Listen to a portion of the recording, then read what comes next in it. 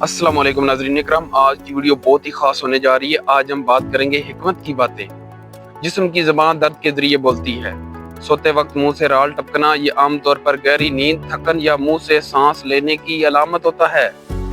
बगैर वजह के आंसू आना दिल की नरमी और अल्लाह की तरफ रजू की अलामत है। ख्वाब में सांप देखना दुश्मन या हसद की अलामत है। अचानक माली नुकसान होना आजमाइश या तंबिया है। बार बार एक ही दुआ दिल में आना अल्लाह की तरफ से बुलाने की अलामत है।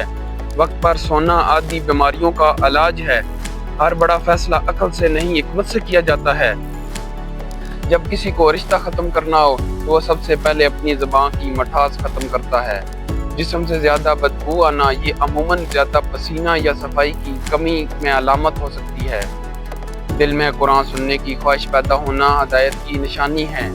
सोच का बोझ जिस्म उठा नहीं पाता। बगैर मेहनत के किसी का काम आसान हो जाना अल्लाह की मदद होता है। जब हक पर रहते हुए तुम्हारी मुखालफत हद से बढ़ जाए तो समझ लो अल्लाह ताला तुम्हें कोई बुलंद मुकाम देने वाला है। परिंदों का सुबह सवेरे शोर करना रिज़्क की तलाश का सबब देता है। बीमार होकर जल्दी ठीक हो जाना अल्लाह की रहमत है। ख्वाब में रोशनी देखना अल्लाह की तरफ से खुशखबरी है।